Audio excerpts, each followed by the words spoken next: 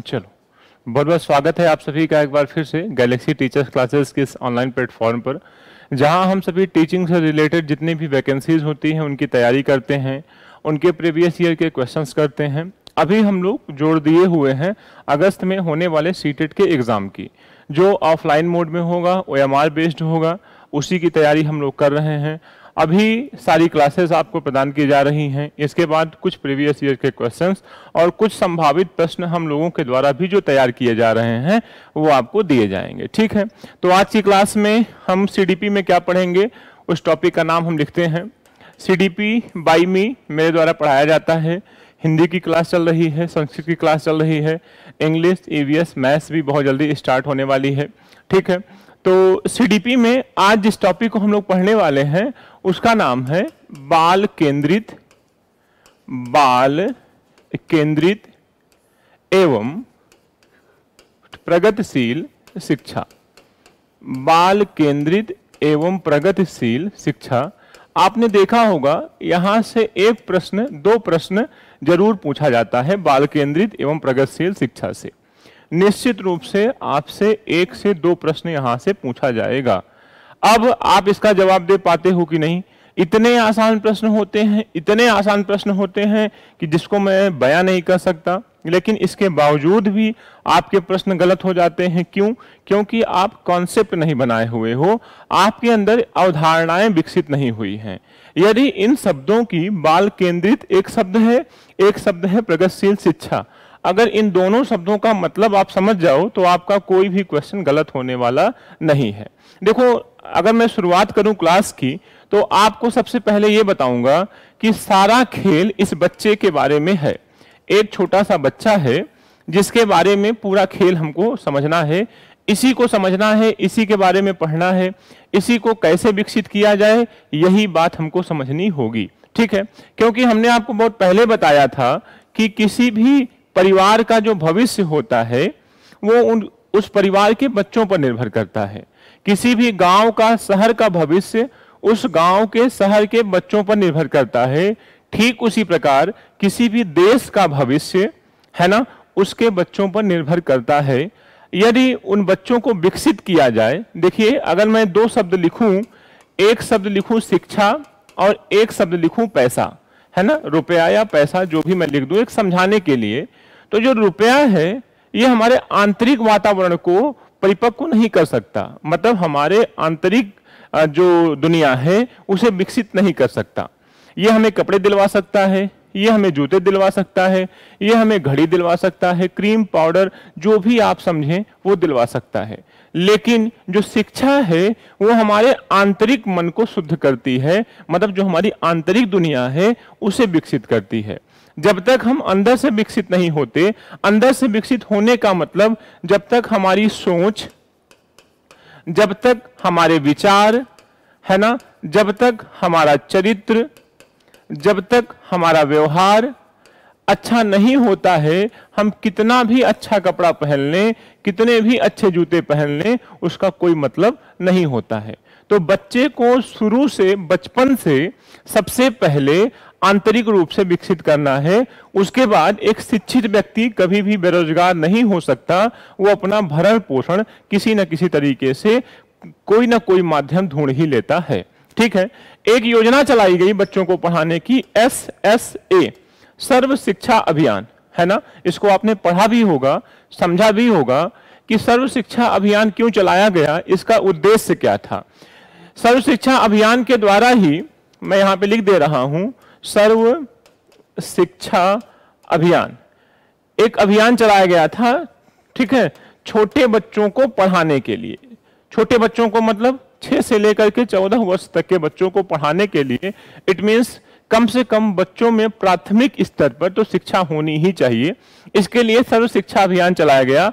I think जहां तक मुझे याद है इसका जो वर्ष है वो है 2001। ठीक है, 2000 से 2001 में सर्व शिक्षा अभियान लाया गया। ठीक है, इसका लक्ष्य क्या था?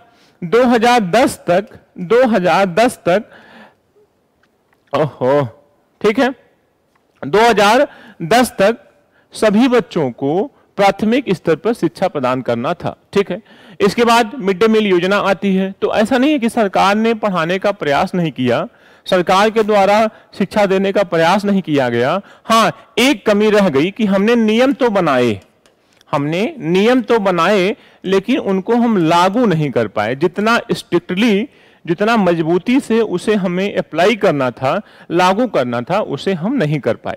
ठीक है, तो ये कुछ बातें हमने आपसे की कि शिक्षा हमारे लिए क्यों जरूरी है।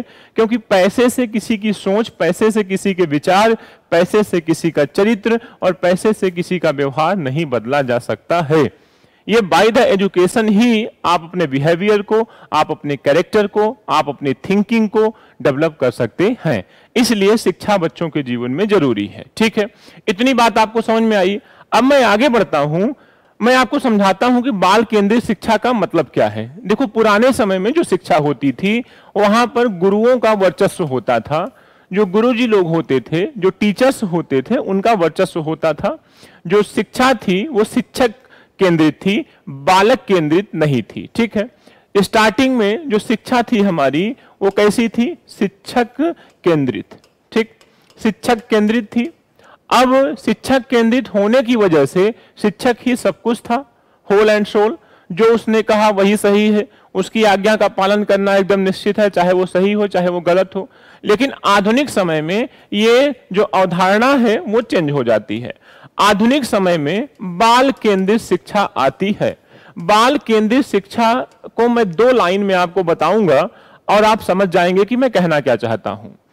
शिक्षा बच्चे के लिए है, ना कि बच्चा शिक्षा के लिए है। जैसे अगर मैं कहूं कि पैसा मनुष्य के लिए है, मनुष्य पैसे के लिए नहीं है, वैसे ही हम ये कह रहे हैं कि जो बच्चा है वो शिक्षा के लिए नहीं है, बल्कि जो शिक्षा है वो बच्चे के लिए है। शिक्षा किसके लिए है? शिक्षा बच्चे के लिए है। मतलब शिक्षा एक साधन है बच्चे को विकसित करने का, शिक्षा एक माध्यम है बच्चे को समायोजन सिखाने का, शिक्षा एक माध्यम है बच्चे को सामाजिक बनाने का, है ना, ताकि वो अपने भविष्य का निर्माण कर सके, साथ ही साथ एक नए राष्ट्र में भी अपना योगदान दे सके। ठीक है, तो शिक्षा का ये रोल है। अब बाल केंद्रित शिक्षा हो गई, मतलब बालक ही सब कुछ है, शिक्षक भी बालक के लिए है, स्कूल भी बालक के लिए है, कॉपी किताब भी बालक के लिए है ना, जो सिलेबस है, जो कैरिकुलम है, सब कुछ बालक के लिए है। अब तो बालक हीरो हो गया, अपनी मनमानी करना चाहिए उसे? नहीं, अभी भी उसके ऊपर कुछ सीमाएं हैं। बाल केंद्रित शिक्षा है लेकिन शिक्षक का भी अपना महत्व है। जैसे शिक्षक को क्या करना चाहिए, उन बातों की चर्चा हम आपसे करते हैं। बाल केंद्रित शिक्षा में शिक्षक को सबके साथ समानता का व्यवहार रखना चाहिए। देखो, एक शब्द होता है समानता और एक शब्द होता है समता। दोनों में क्या डिफरेंस है सर? मैं आपको वो बताता हूं। समानता का मतलब सबको 10-10 रुपए दिए जाएं, चाहे किसी को 10 रुपए की आवश्यकता हो, चाहे किसी को 100 रुपए की आवश्यकता हो, लेकिन दिए जाएंगे 10-10 रुपए ही, सपोज दैट। ठीक है, अब समता का मतलब क्या है? अगर किसी को 30 रुपए की आवश्यकता है तो उसे हम 30 रुपए देंगे, किसी को 5 रुपए की आवश्यकता है तो उसे हम 5 रुपए देंगे, किसी को नहीं है पैसे की आवश्यकता तो उसे हम पैसे नहीं देंगे। तो समानता का मतलब जब हम सबको बिना किसी भेदभाव के सबको बराबर बराबर दे दें। यह भी सही नहीं है। मान लीजिए आपके घर में 4 बच्चे हैं, एक बच्चे को बहुत भूख लगी है, एक बच्चा बिल्कुल बाहर से खा पी करके मेंटेन होके आया है ना। अब आपके पास 4 रोटियां हैं, आप जबरदस्ती एक उसे दे दिए कि नहीं तुम अपना हिस्सा चाहे खाओ चाहे फेंक दो, उससे हमसे मतलब नहीं है। एक भूखा है, एक रोटी खाने के बाद भी उसकी भूख नहीं खत्म हुई, अब वो एक रोटी और चाहता है। तो अगर आप दिमाग लगाते तो जो भूखा नहीं था उसकी रोटी इसको दे सकते थे, दोनों का काम हो जाता। तो एक शिक्षक को समानता की दृष्टि तो रखनी चाहिए, लेकिन जो उसका व्यवहार है वो समतापूर्ण होना चाहिए। समतापूर्ण कहने का मतलब क्या है सर, जरा वो बताओ। समतापूर्ण का मतलब जिस प्रकार की आवश्यकता बच्चे की हो, क्लास में जिस बच्चे को जितनी आवश्यकता हो उतनी मदद शिक्षक के द्वारा दी जानी चाहिए। क्योंकि नई जो एनईपी आई है, न्यू एजुकेशन पॉलिसी 2020 में शिक्षक को सुविधादाता कहा गया है। ठीक है, क्या कहा गया है? सुविधादाता। सुविधादाता का मतलब ये थोड़ी नहीं होता कि सबको 100-100 रुपए दे देना, नहीं, जिसको जितनी आवश्यकता हो आवश्यकता अनुसार उसकी मदद करना, उसे सुविधाएं देना क्या कहलाता है? सुविधादाता। तो शिक्षक को समानता का भी भाव रखना है, सभी बच्चे उसकी निगाह में एक जैसे हैं, उसकी नजरों में सभी बच्चे समान हैं, किंतु समता का मतलब उसका जो व्यवहार है वो समतापूर्ण होना चाहिए। अगर किसी बच्चे का पैर खराब है, वो अपने से चल नहीं पाता, तो शिक्षक भी मदद कर सकता है, उसका हाथ पकड़ सकता है, उसे सहयोग दे सकता है। अब कोई जो बच्चा एकदम ठीक ठाक है, जिसका हाथ पैर एकदम ठीक है, वो बुरा मान जाए कि अरे सर तो उनको पकड़ के ले आते हैं, उनको ज्यादा मदद देते हैं, क्यों ना दें? क्योंकि समता पूर्ण व्यवहार शिक्षक को प्रदर्शित करना है, जितनी आवश्यकता जिसको हो उस प्रकार का व्यवहार उसे करना है। ठीक है, चलो अब हम ये समझ गए कि बाल केंद्रित शिक्षा का मतलब क्या है। बाल केंद्रित शिक्षा का मतलब बच्चा ही सब कुछ है उसमें। ठीक, बच्चे के इर्द गिर्द शिक्षक भी हैं, बच्चे के इर्द गिर्द स्कूल, कैरिकुलम, पाठ्यक्रम, जो भी आप समझें, सब कुछ बच्चा केंद्र में है, उसके चारों तरफ ये चीजें उपस्थित हैं। क्या ये बात समझ में आई? अब और शिक्षक को क्या करना चाहिए सर? आपने समता और समतापूर्ण तो बता दिया, और क्या व्यवहार अपनाने चाहिए शिक्षक को?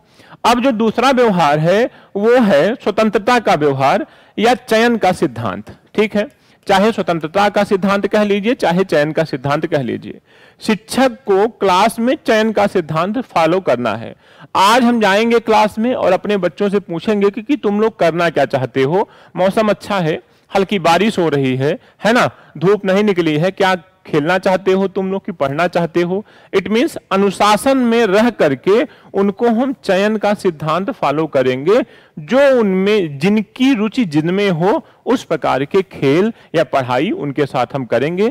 खेल खेल में भी उनको हम अधिगम कराएंगे, चीजों को सिखाएंगे। तो चयन का सिद्धांत फॉलो करना है, जिसे स्वतंत्रता का सिद्धांत भी कहते हैं। इसमें हमको रुचि का सिद्धांत भी फॉलो करना है।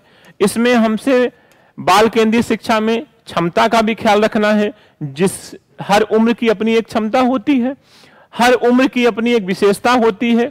1 वर्ष में, 2 वर्ष में, 3 वर्ष में, देखो इसलिए मैं कहता हूं कि साइकोलॉजी पढ़ना बहुत जरूरी है। टीचर बनने के लिए आपको सीडीपी पढ़ना बहुत जरूरी है, क्योंकि सीडीपी में ही हम तुम्हें सिखाते हैं कि बच्चा अगर 6 वर्ष का है तो उसके अंदर कौन कौन सी विशेषताएं होंगी। हम सिखाते हैं मतलब जीन पियाजे, लेव वाइगोस्की, कोहलबर्ग, ऐसे कई मनोवैज्ञानिक हुए जिन्होंने वर्ष के हिसाब से बच्चों की विशेषताएं बताई, और वो एग्जैक्ट भी है। जैसे अक्षर लिखना बालक 4 साल में सीख जाता है, सार्थक शब्द बोलना बालक 3 साल में सीख जाता है, 100 से 200 शब्द वो 2 वर्ष में सीख जाता है, रंगों की पहचान उसको 5 वर्ष में होती है, व्याकरण की दृष्टि से सही वाक्य 6 वर्ष में बोलने लगता है। इस तरीके से प्रत्येक वर्ष की अपनी अपनी विशेषता मनोवैज्ञानिकों के द्वारा बताई गई। अब जब आप एक अच्छे शिक्षक बनेंगे और साइकोलॉजी पढ़ के जाएंगे, साइकोलॉजी मतलब चाइल्ड साइकोलॉजी आप पढ़ के जाएंगे, तो ये विशेषताएं आपके दिमाग में, मस्तिष्क में रहेंगी और आपके क्वेश्चंस गलत नहीं होंगे और आप एक अच्छे शिक्षक बन जाएंगे। ठीक है, तो चयन का सिद्धांत हो गया, रुचि का सिद्धांत हो गया, क्षमता का सिद्धांत हो गया। ये सारे सिद्धांत कुछ हमें फॉलो करने चाहिए क्लास में जाने से पूर्व, या क्लास में जब हम रहें तो बच्चे की रुचि का ध्यान रखें, बच्चे की क्षमता का ध्यान रखें, बच्चे की स्वतंत्रता मतलब जो चयन का सिद्धांत है उसको भी हमें फॉलो करना चाहिए। तो ये कुछ बातें हमने आपको बताई जो बाल केंद्रित शब्द से संबंधित थी। बालक सेंटर पॉइंट है, बालक को क्या देना है? सुविधा देना है। बालक के अंदर देखो, अब मैं कुछ एग्जाम पॉइंट्स आपसे चर्चा कर रहा हूं। जैसे आलोचनात्मक चिंतन, एक शब्द बहुत आपको परेशान किया होगा, आलोचनात्मक चिंतन। ठीक है, एक शब्द आपको परेशान किया होगा, अपसारी चिंतन, है ना। एक शब्द आपको परेशान किया होगा, अपसारी चिंतन। एक शब्द होता है आलोचनात्मक चिंतन, जिसे हम क्रिटिकल थिंकिंग कहते हैं, और इसे हम डाइवर्जेंट थिंकिंग कहते हैं। ठीक है, अपसारी चिंतन समझ लो पहले, क्योंकि यहां से एक प्रश्न जरूर आएगा। देखो, जब कोई चीज आपको सही पढ़नी हो तो आपको पहले उसके गलत पक्ष का पता होना चाहिए। अपसारी एक शब्द होता है और एक शब्द होता है अभिसारी। एक शब्द होता है अपसारी और एक शब्द होता है अभिसारी। तो दोनों का मतलब समझो। जब किसी की सोच संकीर्ण हो, जब किसी के विचार हमारे पुराने मॉडल के हों, मतलब हम अपने आप को बदलना ना चाहें, हूबहू पूर्वाग्रह से ग्रसित हों, हमारे अंदर कुछ नवाचार की भावना है ना, नवाचार कहने का मतलब इनोवेशन, जो इनोवेशन होता है उसकी भावना अगर हमारे अंदर ना हो, हम अपने अंदर सीखने की विशेषता ना रखते हो, तो उस चीज को हम क्या कहते हैं?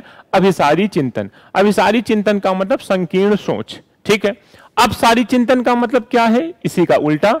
जब आप किसी चीज को कई विधियों से सीखते हो, कई तरीके से सोचते हो, किसी एक समस्या पर 5, 6, 7, 8 समाधान, 5, 6, 7, 8 तरीके का समाधान आप बता दो, तो उसे अपसारी चिंतन कहते हैं। तो अब आप खुद बताओ कि एक अच्छे शिक्षक होने के नाते आप अपने बच्चे में अपसारी चिंतन विकसित करेंगे कि अभिसारी? तो आई थिंक आप अपसारी चिंतन विकसित करेंगे। आलोचनात्मक चिंतन का मतलब किसी की आलोचना करना नहीं होता। क्रिटिकल थिंकिंग मतलब अगर कठिन से कठिन समस्या हो तो भी वो अपने आप से उसका समाधान ढूंढ सके, इतनी योग्यता उसके अंदर हमको विकसित करना है। देखो, सीटेड कुछ है नहीं, मैं आपसे साफ साफ बता रहा हूं। Seated is the play of the words. जो सीटेड है वो शब्दों का खेल है। अगर शब्द आपको समझ में आ गए, चाहे वो जिस विषय के हों, वो पूछेगा 4 लाइन का प्रश्न, लेकिन उसका जवाब अंतिम लाइन में ही होगा। मेन प्रश्न, जो प्रश्न का उद्देश्य होगा, निचोड़ होगा, वो नीचे की लाइन में ही होगा या ऊपर की एक लाइन में होगा। वो ये देखना चाहता है कि आपकी क्षमता क्या है, आपकी योग्यता क्या है, कि आप 4 लाइन प्रश्न पढ़ के जवाब दे सकते हो कि नहीं। मैंने आपसे पहले भी कहा था कि 2 शब्द होते हैं, एक शब्द होता है ज्ञान और एक शब्द होता है समझ। तो जब आप यूपी टेट देते हैं या राज्य का टेट देते हैं, टीचिंग एलिजिबिलिटी टेस्ट देते हैं, तो वहां पे आपके ज्ञान की परख की जाती है। लेकिन जब आप सीटेट, सीटीईटी देना चाहते हैं, शुद्ध रूप इसका सीटीईटी है, भले इसे हम सीटेट कहते हैं, तो सीटीईटी जब देते हैं तो वहां हमारी समझ चेक की जाती है कि हम कितने समझदार हैं। आपने अक्सर देखा होगा, ये बात आपको समझ में आ गई है क्या? मैं इसे हटा सकता हूं? ठीक है, तो आपने अक्सर देखा होगा कि जब आप किसी स्टेट में टीचर बनते हैं तो वहां पे एक पेपर होता है, रिटन पेपर होगा जो ऑब्जेक्टिव होगा, उसके बाद सीधे आपकी क्या हो जाती है? ज्वाइनिंग हो जाती है। ठीक, कभी आप केंद्र लेवल पे आके देखना, ये मैंने आपको क्या बताया? स्टेट लेवल का। कभी केंद्र लेवल पे आके देखना, आइए मैं आपको दिखाता हूं केंद्र लेवल पे क्या होता है। केंद्र लेवल पे पहले आपसे पेपर होगा, अगर आप पेपर क्वालिफाई करते हैं तो सेकंड स्टेप हमारा डेमो होगा कि जितने आप रट्टू तोता बने थे, आइए क्लास में कुछ पढ़ा के दिखाइए, हम आपके पढ़ाने की शैली को भी चेक कर लेते हैं। ठीक है, अब डेमो के बाद हम आपके व्यवहार को भी चेक करना चाहते हैं। आपने देखा होगा कभी कभी डीएम साहब 18-18 घंटे, 20-20 घंटे पढ़ के डीएम साहब तो बन जाते हैं, लेकिन बुजुर्ग को थप्पड़ मार दिए, बुजुर्ग को पैर से मार दिए, उनका संवेगात्मक विकास नहीं हुआ है। तो इंटरव्यू में ये सारी चीजें चेक की जा सकती हैं, है ना? चेक की जाती हैं, चेक की जा सकती है नहीं, चेक की जाती हैं 100% कि आपका बिहेवियर, आपका इमोशंस किस टाइप का है। क्या आप घबरा तो नहीं रहे हो? क्या आप भावात्मक तो नहीं हो जाते हो बात करते करते? रोने तो नहीं लगते हो? ये सारी चीजें आपसे चेक की जाती हैं। अब आप देखिए कि पेपर के बाद सीधे ज्वाइनिंग स्टेट लेवल पे, लेकिन पेपर के बाद डेमो, डेमो के बाद इंटरव्यू, इंटरव्यू के बाद आपकी ज्वाइनिंग कहां होती है? केंद्र लेवल पे, सेंट्रल लेवल पे। ठीक है, अब इसमें पैसे का भी अंतर होता है। देखो, एक बात बहुत साफ साफ करनी चाहिए कि पैसे का भी अंतर इसमें होता है। यहां आप शुरुआत करेंगे, हर स्टेट का अपना अलग अलग है। मैक्सिमम जो मैं बता रहा हूं वो 42,800 से शुरुआत होती है स्टेट लेवल पे। लेकिन अगर आप केंद्र लेवल पे, अगर आप प्राइमरी के भी टीचर बनते हैं तो आई थिंक, जहां तक मेरा अनुमान है, वो 65 to 70 के से स्टार्टिंग होती है आपकी, है ना? 65 से 70,000 से स्टार्टिंग होती है। क्यों? क्योंकि यहां आपसे हमने सब कुछ चेक किया है, यहां हमसे गलती नहीं हो सकती। आप पेपर भी क्वालिफाई हो, आप पढ़ाने में अच्छे भी हो, आप बच्चों के साथ एडजस्ट हो जाते हो, और इंटरव्यू आपके व्यवहार को भी चेक कर लेता है। तो ये कुछ मैंने आपको व्यवहारिक बातें बताई, केंद्र की ओर हमने आपको खींचना चाहा, क्योंकि स्टेट की वैकेंसीज का कोई भरोसा नहीं होता कि वो कब आएंगी कब नहीं आएंगी, वहां थोड़ी मनमानी चलती है। लेकिन केंद्र लेवल पे ऐसा कुछ नहीं होता है। अभी सबसे पहले एनवीएस की वैकेंसी आई थी, फिर केवीएस की वैकेंसी आई, फिर ईएमआरएस की वैकेंसी आई हुई है। अब बीपीएससी की भी स्टेट लेवल की वैकेंसी एक आई हुई है, इसके बाद DSSB की वैकेंसी आने वाली है। तो जिसको शिक्षक बनना है, जिसको मेहनत करनी है, वो पढ़ रहा है, वो नोट्स बना रहा है, वो जल्दी सुबह उठ जा रहा है, उसके पास बहुत समय नहीं है, खूब अच्छे से वो अपनी तैयारी कर रहा है और उसकी ज्वाइनिंग होनी है निश्चित रूप से। ठीक है, तो ये कुछ बातें हमने आपको बताई जो शायद आपके लिए मोटिवेशन का काम करेंगी, शायद आपके लिए प्रेरणा का काम करेंगी। पैसे को दिखा करके मैंने आपको इधर खींचने की कोशिश की। ठीक, अब हम देखते हैं कि प्रगतिशील शिक्षा का मतलब क्या होता है, फिर मैं अपनी क्लास को खत्म करता हूं। ठीक है, हिंदी वाली मैम, संस्कृत वाले सर सब वेटिंग में लगे हुए हैं कि क्लास खत्म हो, फिर हमें भी रिकॉर्ड करना है। हम लोग का टाइम टेबल सेट होता है ना हर तरीके से, तो किसी का टाइम ऊपर नीचे हो सकता है। ठीक, आइए, तो प्रगतिशील शिक्षा क्या है उसका मतलब 2 मिनट में समझते हैं, फिर आपकी दूसरी क्लास। प्रगतिशील शिक्षा का मतलब यह होता है कि हमारी जो कक्षाएं हैं वो अब पुराने मॉडल की नहीं होनी चाहिए, जो हमारी कक्षाएं हैं वो डिजिटल होनी चाहिए। ठीक है, उसमें बच्चे की प्रत्येक जो रुचि है उसका ध्यान रखा जाएगा, प्रत्येक बच्चे को समान अवसर दिया जाएगा। ऐसा नहीं है कि किसी को बोलने नहीं दिया जाएगा। हां, अवसर में समता होगी, समानता नहीं। बार बार मैं इस बात को कह रहा हूं, अवसर में समता होगी, समानता नहीं। ऐसा नहीं है कि जितना इनको हमने बोलने दिया है, हो सकता है ये मंदबुद्धि का बच्चा हो, इसे मैंने ज्यादा बोलने के लिए कहा, प्रतिभाशाली है उसे मैं 1 ही मिनट बोलने के लिए कह रहा हूं। ठीक है, और प्रगतिशील शिक्षा में जो हमारा पाठ्यक्रम है, इट मीन्स जो हमारा सिलेबस है और जो हमारी पाठ्यचर्या है, जो हमारा करिकुलम है, अब इसमें अंतर बहुत होता है, मैं आपको किसी दिन बताऊंगा। केवल शैक्षिक गतिविधियों को पाठ्यक्रम कहते हैं, शैक्षिक और गैर शैक्षिक गतिविधियों को पाठ्यचर्या कहते हैं, करिकुलम कहते हैं। ठीक है, तो कक्षाएं डिजिटल होनी चाहिए, रुचि का ध्यान रखना है, अवसर प्रत्येक बच्चे को देना है, आलोचनात्मक चिंतन विकसित करना है, आलोचनात्मक चिंतन विकसित करना है, अपसारी चिंतन विकसित करना है ना, ये सारी चीजें बच्चों के अंदर विकसित करनी है। और एट लास्ट एकदम क्रीम पॉइंट बताओ सर आज की क्लास का, आज की क्लास का सबसे क्रीम पॉइंट ये है, अंततः बच्चे को हमें समस्या समाधान सिखाना है, क्योंकि जिंदगी में कई समस्याएं आती हैं और उनके समाधान हम अपने पड़ोसी से पूछने जाएं, अपने मामा अपनी मौसी से पूछें तो ये ठीक नहीं है। बच्चा अपनी समस्या का समाधान स्वयं कर सके, उसके मस्तिष्क को, उसका मानसिक विकास इस लेवल पर शिक्षा के द्वारा किया जाए कि वो अपनी समस्या का समाधान स्वयं से कर सके। तो ये कुछ बातें हमने आपसे की जो बाल केंद्रित शिक्षा और प्रगतिशील शिक्षा से संबंधित थी। इसी तरीके से जितने भी टॉपिक हैं व्यवहारिक तरीके से हम आपको पढ़ाएंगे, समझाएंगे। प्रत्येक सब्जेक्ट की क्लासेस इसी तरीके से आपकी चलती रहेंगी, है ना। फिर उसके बाद आपको प्रीवियस ईयर के क्वेश्चंस की भी तैयारी की जा रही है। एग्जाम से पहले जितने भी प्रीवियस ईयर के पेपर्स हैं उसको करा दिया जाएगा। पढ़ते रहिए, खूब ध्यान से पढ़ते रहिए, नोट्स बनाते रहिए। मिलते हैं आपसे नेक्स्ट क्लास में, तब तक के लिए धन्यवाद।